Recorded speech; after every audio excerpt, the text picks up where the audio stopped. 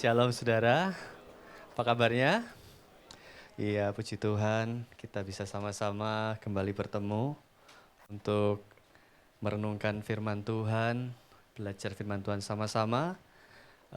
Tema bulan Mei itu Inner Strength dan hari ini Tuhan Yesus menitipkan firman-Nya untuk saya sampaikan. Saya beri judul dengan The Transition Between Two Shields of Strength dalam bahasa Indonesia.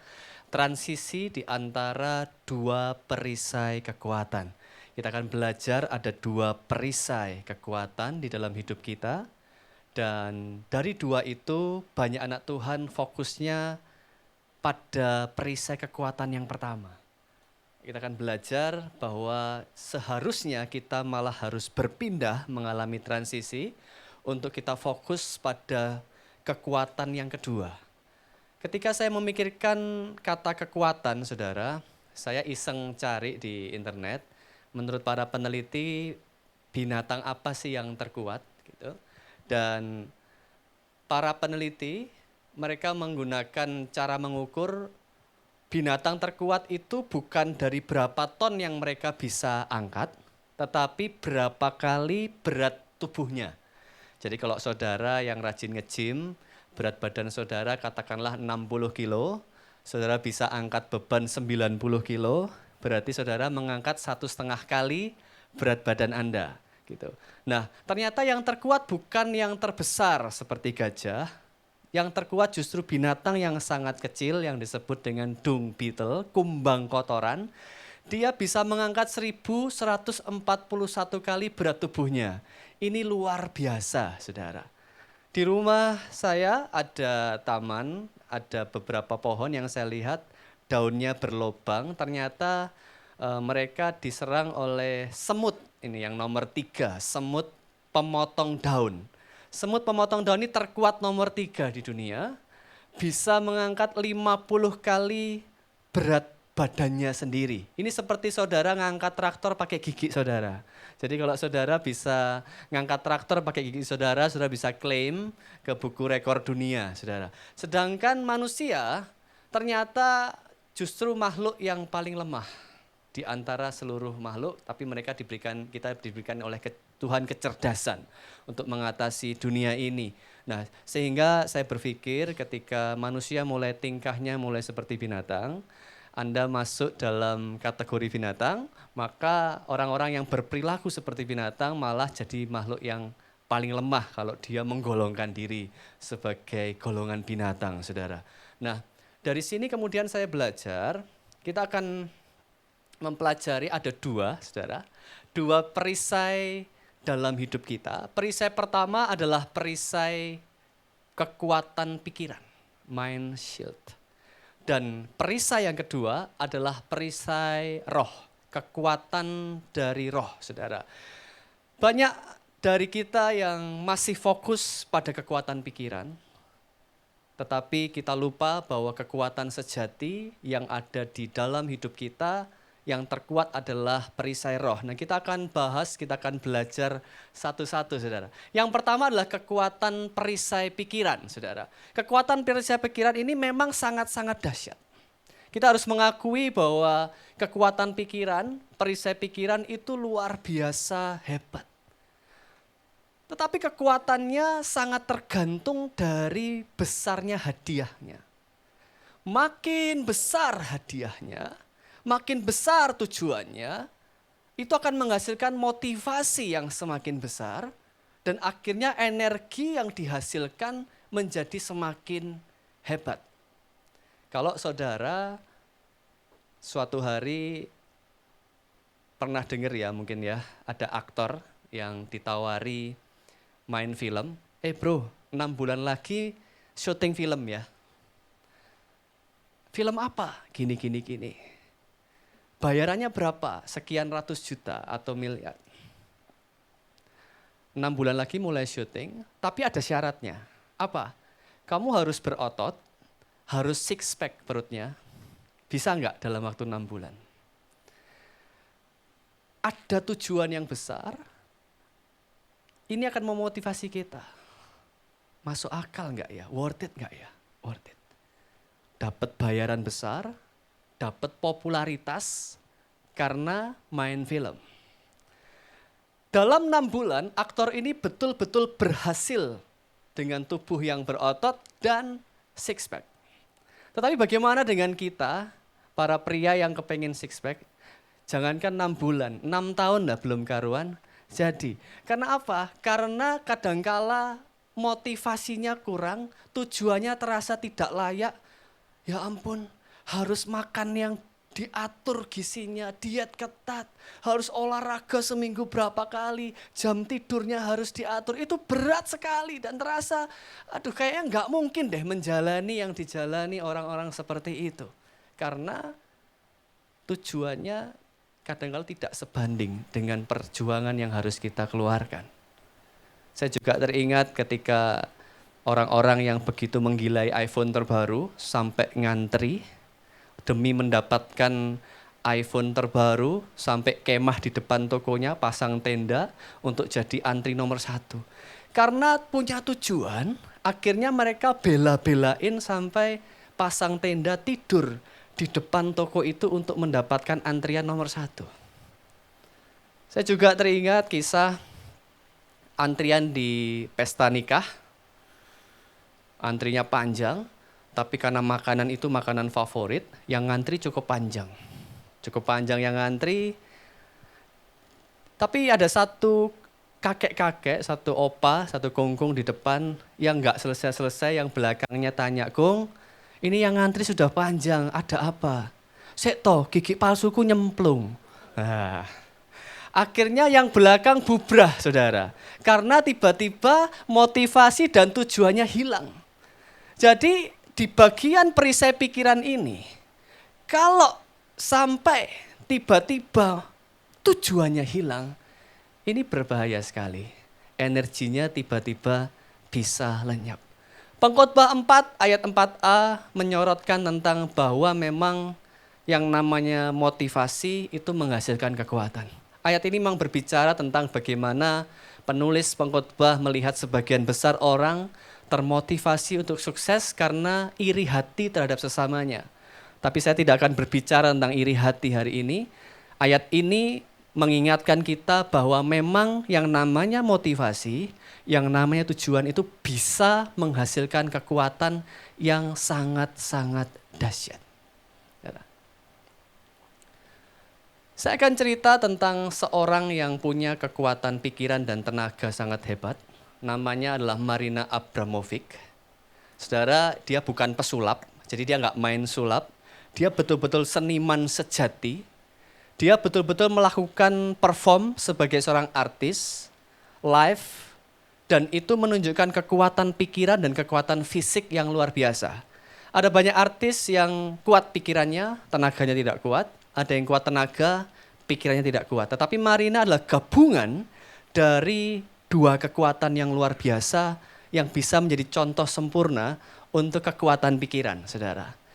Satu perform yang luar biasa, dia punya banyak perform, ada belasan perform yang saudara bisa cari di internet. Satu perform yang luar biasa memukau di tahun 74, dia berdiri di museum, sebuah museum. Kemudian dia pasang pengumuman, ada 72 objek di atas meja. Pengunjung museum bebas ngapain aja ke dia tanpa tuntutan hukum. Silahkan mau ngapain aja menggunakan benda-benda ini, bahkan mau bunuh saya pun saudara tidak akan masuk penjara, karena ini tanggung jawab saya sudah memberikan pernyataan resmi, ini semua tanggung jawab saya. Pengunjung museum yang datang, mereka mulai lihat, mereka mulai iseng, coret-coret mukanya, mulai iseng, memainkan tubuhnya, ada yang mulai kemudian menodongkan pistol di tangan, ada pelurunya ditaruh, itu kalau meledak dia bebas dari tuntutan. Ada yang makin gila, mereka mulai melakukan pelecehan seksual terhadap tubuh si Marina. Kemudian ada yang menyilet, ada cutter di sana, disilet pipinya, keluar darah, dijilat darahnya, diminum.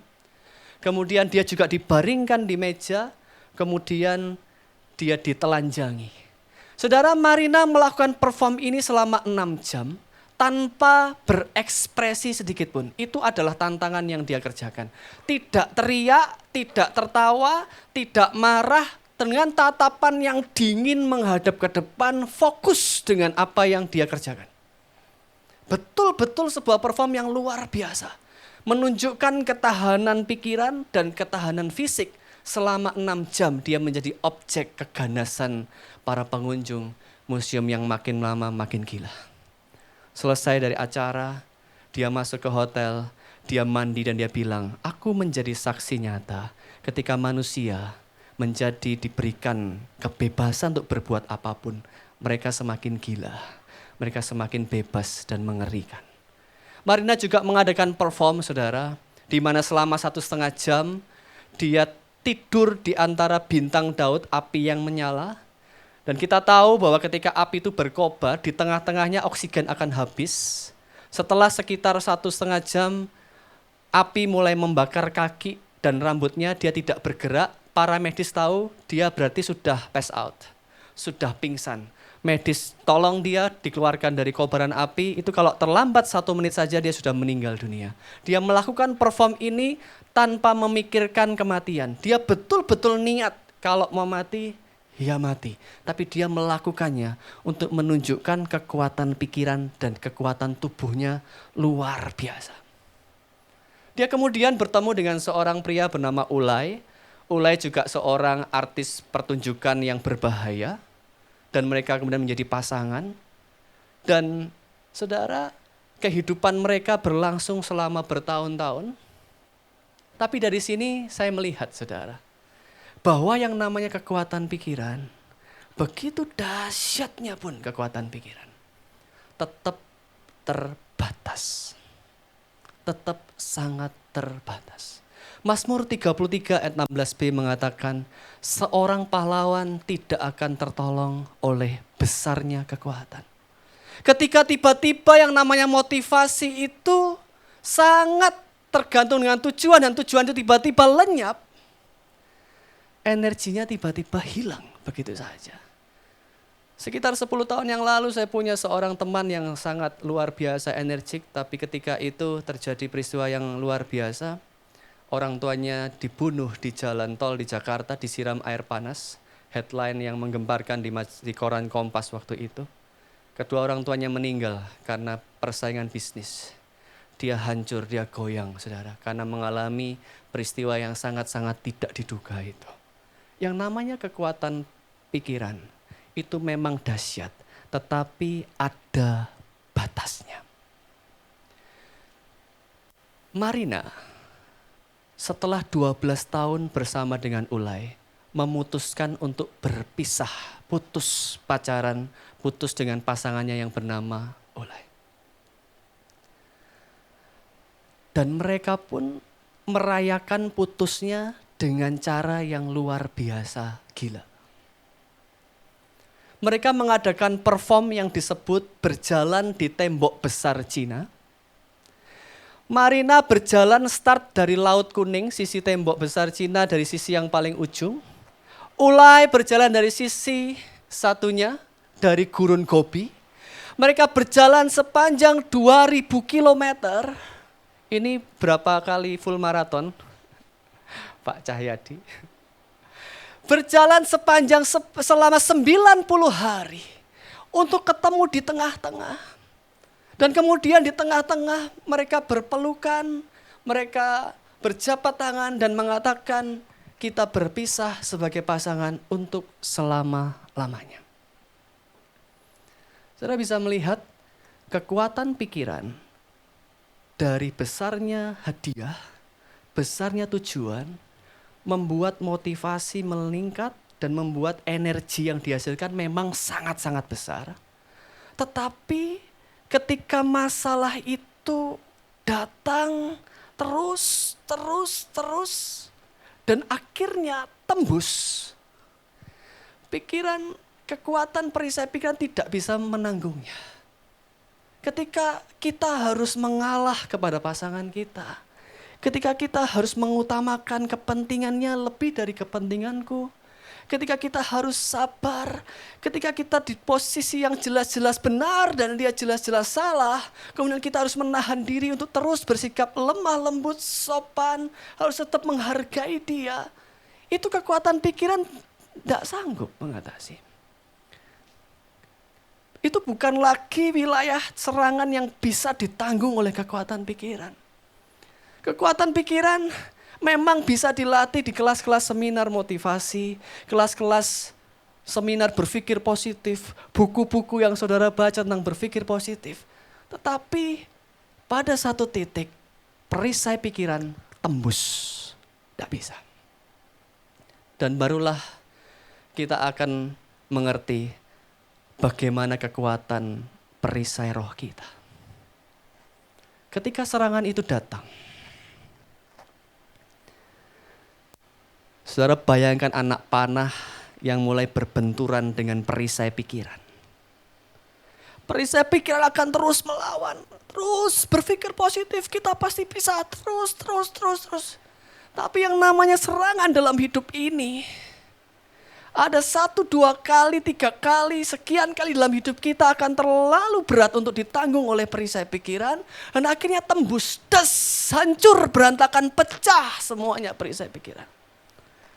Nah, ini pertanyaan besarnya sekarang muncul. Ketika panah besar masalah yang kita sebut dengan krisis dalam hidup itu berhasil menembus perisai pikiran, apa yang dia temui di sana? Ketika dia berhasil masuk ke sebuah wilayah yang kita kenal dengan wilayah roh kita, bagian terdalam dalam hidup kita, apa yang dia jumpai di sana? Ini pertanyaan besar yang harus kita renungkan baik-baik hari ini. Apakah dia menjumpai Roh Kudus di sana? Ataukah dia menjumpai roh manusia biasa yang lemah, rapuh, dan kesepian? Ketika dia menjumpai roh yang kesepian, yang tidak berdaya, dan tidak ada Roh Kudus di sana, saudara bisa bayangkan apa yang terjadi. Rusak, hancur, sobek, berantakan, musnah, mati. Kita akan bertemu yang namanya peristiwa buruk yang tidak terduga. Peristiwa buruk yang tidak terduga ada 2 macam. Yang pertama, tidak terduga, kok bisa terjadi dalam hidup kami, dalam hidup saya ya Tuhan. Kok bisa Tuhan kami bangkrut ya Tuhan, habis ludes bisnisnya 1.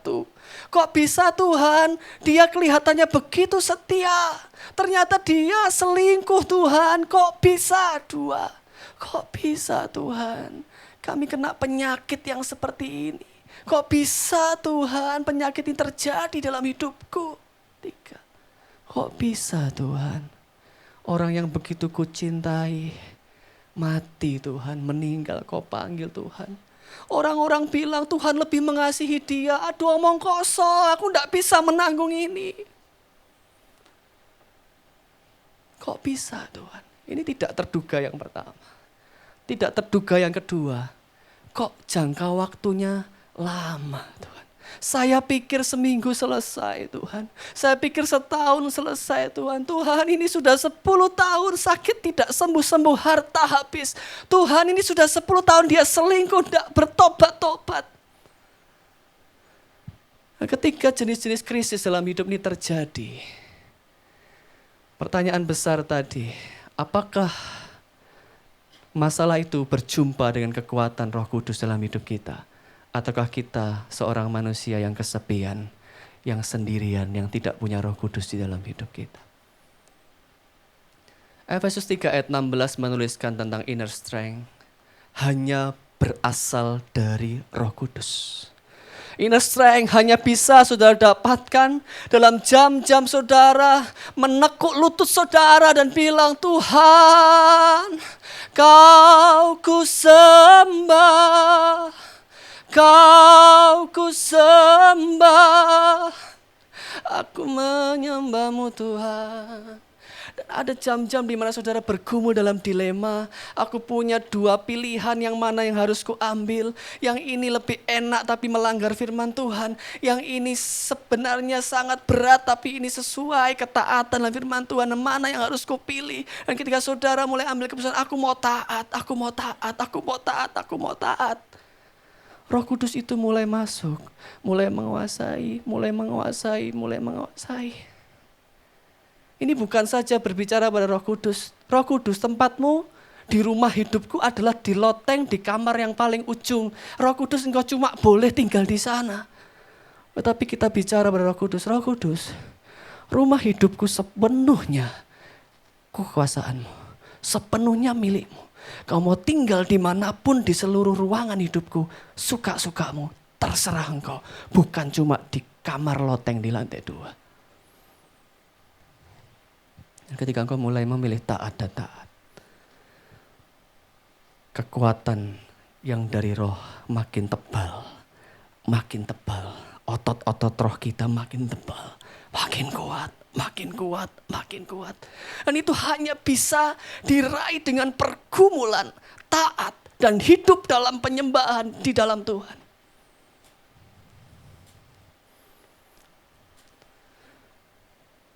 Problemnya sekarang adalah sebuah transisi. Apakah kita mau menjalani transisi dari manusia pikiran kita menuju manusia roh? 1 Samuel 10 ayat 6 menulis dengan indah. Maka roh Tuhan akan berkuasa atasmu. Engkau akan kepenuhan Roh Kudus bersama-sama dengan mereka. Dan berubah menjadi manusia lain.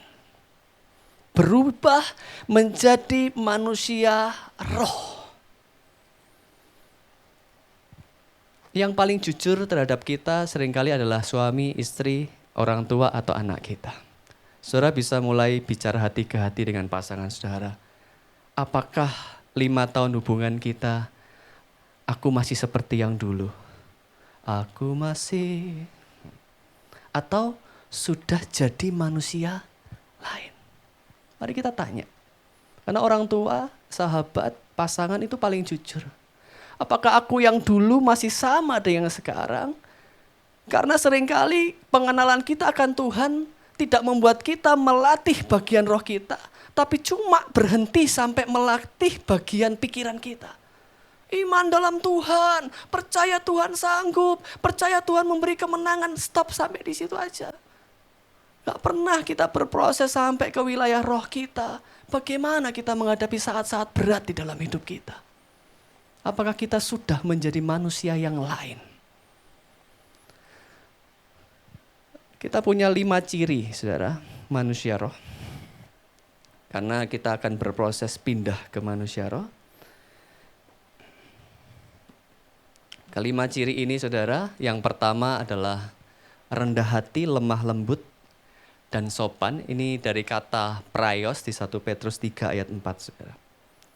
Kemudian di 1 Petrus 3 ayat 4 juga menuliskan tentang kata hesisio, itu artinya tenang dan tentram. Jadi kerja Roh Kudus dalam hidup kita, itu salah satu tanda yang keluar adalah dari hati kita, itu tenang, tentram. Nggak gopoan, nggak gerusa-gerusu, kalau ada masalah nggak mudah panik, bisa mengendalikan diri, kontrol, tenang. Aku sedang ada masalah berat, tenang. Aku harus gimana Tuhan? Tenang. Ada diskusi dengan Roh Kudus, tenang.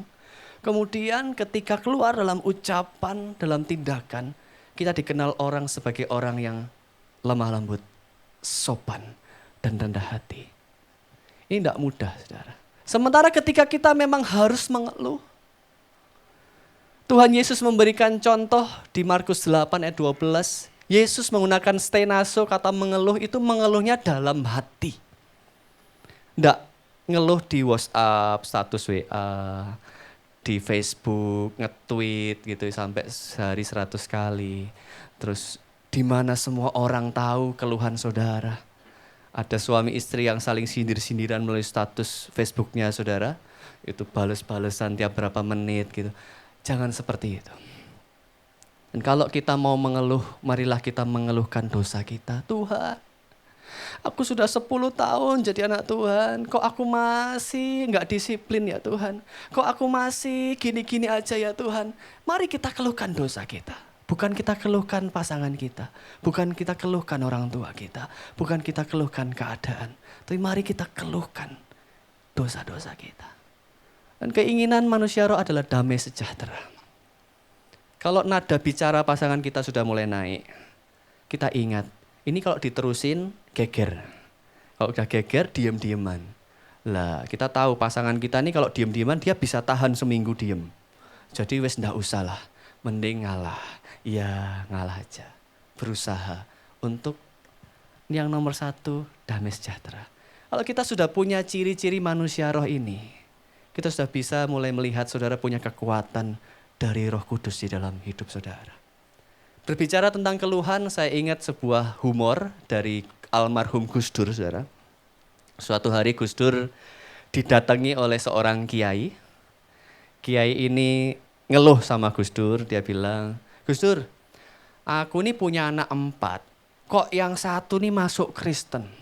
Padahal aku sembayang di Allah. Tapi kok masuk Kristen, aduh bingung aku. Terus Gus Dur jawab, saudara, sampean itu jangan ngeluh gitu sama Allah. Nanti Allah jawabnya gini, kamu punya anak 4, 1 masuk Kristen aja kok bingung. Anakku loh cuma 1 masuk Kristen. Ya ini Gus Dur ini punya selera humor yang saya bilang cerdas ya. Dia bisa lintas agama gitu, saudara. Lintas agama. Nah, saudara, inilah yang terjadi. Saya akan ajak saudara untuk merenungkan kehidupan Joni Eareckson. Buat saya, Joni Eareckson adalah tokoh sempurna untuk manusia jiwa yang transisi ke manusia roh. Saya tidak menemukan tokoh lain sebaik dia, sesempurna dia dalam pengertian manusia roh. Joni Eareckson waktu kecil sangat cerdas dan aktif. Umur 12 tahun sudah bisa naik kuda. 12 tahun bisa naik kuda. Kalau saya 12 tahun bisa naik dokar. Dia 12 tahun sudah bisa naik kuda. Umur 13 sudah bisa nyelam, saudara. Sudah sangat jago berenang. Sudah luar biasa aktivitas luarnya. Dia aktif, cerdas, juara kelas dan berbagai macam aktivitas yang menunjukkan kehebatan anak-anak remaja. Kemudian di usia 17 tahun, dia jalan-jalan liburan dengan adik perempuannya menuju ke sebuah danau di musim salju. Berencana untuk berenang bersama adik perempuannya. Kemudian dia lompat ke danau, dia salah mengukur kedalaman. Ternyata danaunya dangkal karena ada pembekuan salju di bawah. Singkat cerita kepalanya menghantam dasar, kena sarafnya, dia tenggelam, adiknya lihat kakakku enggak keluar-keluar, ditolongin, ditarik keluar, dibawa ke dokter, mengalami tetraplegia, cacat seumur hidup, lumpuh dari leher ke bawah, seumur hidup. Joni Eareckson marah, depresi, ingin bunuh diri, meragukan Tuhan. Dia minta teman-temannya untuk bunuh dia, tidak ada yang mau, of course. Dan saudara bisa lihat, seorang gadis remaja yang begitu aktif dalam aktivitas keluar, senang sekali alam, tiba-tiba harus terpenjara dalam ketidakberdayaan di kursi roda seumur hidup. Pilihan apa yang lebih baik dari mati? Tujuan apa yang dia punya? Motivasi apa yang bisa mengenerate the new power within her mind? Tidak ada. Satu-satu pilihan yang masuk akal adalah mati. Selama 2 tahun dia masuk rehabilitasi untuk depresi. Kemudian di usia 19 tahun dia mulai kuat. Mulai belajar melukis dengan menggigit kuas, dia jual lukisannya. Hidup bersama Tuhan mulai memulihkan jiwanya. Dia mulai hidup dalam kekuatan pikiran. Kemudian bertambah dewasa. Umur 33 tahun dia sudah menulis 40 buku, menghasilkan beberapa album rekaman, kisah hidupnya difilmkan, dan menikah dengan seorang motivator bernama Ken Tada. Dari situ dia punya nama jadi Joni Eareckson Tada. Hidupnya yang begitu buruk menjadi begitu indah. Di usia 50 dia membuat refleksi di blog pribadinya. Bahwa aku tertindas itu baik bagiku, supaya aku belajar ketetapan-ketetapan-Mu. Saya baca dengan air mata, saya bilang, Tuhan, untuk belajar ketetapan, untuk belajar kehendak Tuhan ini kok mahal sekali harganya. Kok sulit sekali. Saya enggak sanggup Tuhan kalau untuk belajar kehendak-Mu harus ngalami ini. Anak Kudus bilang, enggak. Aku memilih Joni Eareckson Tada untuk menjadi role model, untuk menjadi contoh buat kalian semua. Kalian tidak perlu menjadi Joni Eareckson Tada, tapi kita bisa belajar sebuah transisi indah dari kekuatan manusia, kekuatan pikiran menjadi kekuatan roh. Saudara, usia 61 tahun, Joni terdiagnosis kanker payudara stadium 3. Ketika hidupnya terasa sudah begitu indah, sudah menikah, sudah menghasilkan karya, jadi motivator di mana-mana, berkhotbah di mana-mana, jadi inspirasi di mana-mana, kena kanker stadium 3. Harus mastektomi, payudara diangkat, kemoterapi. Tapi Joni yang sekarang sudah manusia roh. Transisi sudah berhasil mengubahnya menjadi manusia roh. Kalau dulu aku depresi, dulu aku marah sama Tuhan, dulu aku meragukan kebaikan Tuhan, tetapi aku hari ini bisa bilang, kekuatan dari Roh Kudus itu nyata di dalam hidupku. Sebab Allah memberikan kita bukan roh ketakutan, melainkan roh yang membangkitkan kekuatan, kasih dan disiplin. Saudara, 5 tahun kemudian manusia roh itu membuat dia menang. 2015 Joni Eareckson bebas dari kanker. Dia berhasil memenangkan sebuah pertarungan melawan krisis dalam hidupnya. Membentuk organisasi Joni and Friends bersama teman-temannya, mengunjungi anak-anak cacat di seluruh dunia dan berkata, kalau kamu tahu apa yang kau alami, kalau kamu sekarang cacat, aku dulu juga mengalami seperti kau. Sampai hari ini aku juga cacat dan inilah hidupku. Seumur hidup akan menjadi orang cacat. Dan kalau Tuhan bisa menolongku, Tuhan juga akan menolongmu. Nanti Oktober tanggal 15 dia akan ulang tahun ke-70 tahun. Joni Eareckson menuliskan kata-kata indah, sebuah quote yang luar biasa, quotation yang dia menuliskan, God permits what he hates to accomplish what he loves. Allah mengizinkan apa yang dia benci terjadi demi terwujudnya apa yang dia cintai. Kalimat yang hanya bisa dimengerti oleh kedalaman manusia roh. Karena kalau manusia masih manusia pikiran akan berdebat. Allah kok tidak berkuasa, Allah kok tidak bisa menunjukkan, demonstrasikan kuasanya, Allah kok mengizinkan hal-hal seperti ini.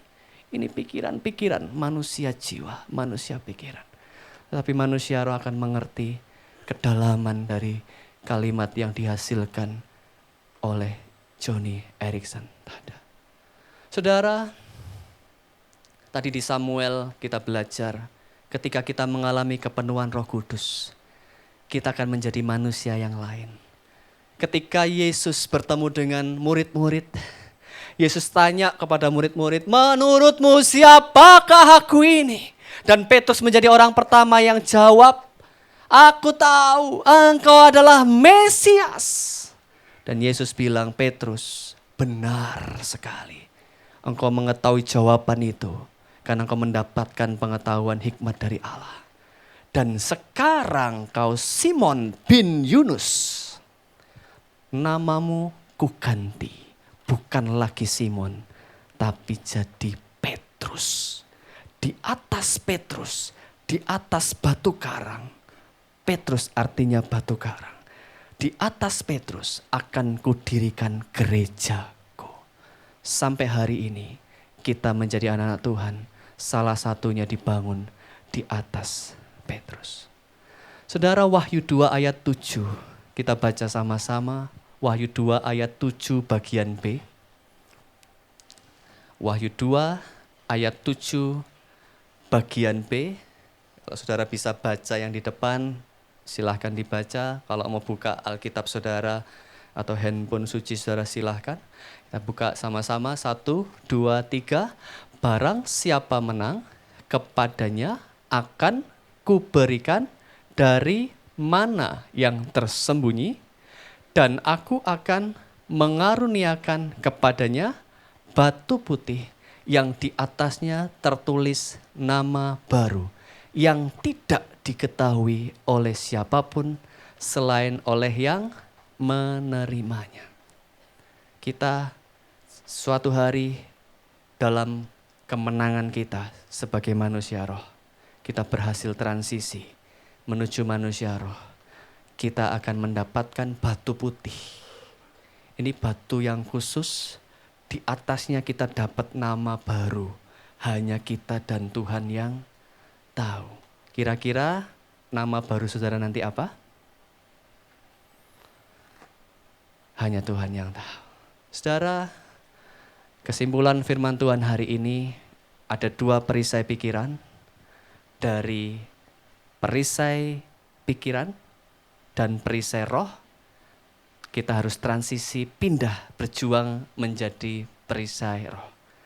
Mau pilih mana yang lebih kuat, Kapten Amerika atau Kapten Yesus? Pertanyaannya yang lebih kuat saudara ya, bukan mana yang lebih ganteng saudara ya. Kalau lebih ganteng itu selera saudara, yang suka yang brewok atau suka yang licin saudara ya. Ya. Puji nama Tuhan, saya undang song leader, pemain musik ke depan.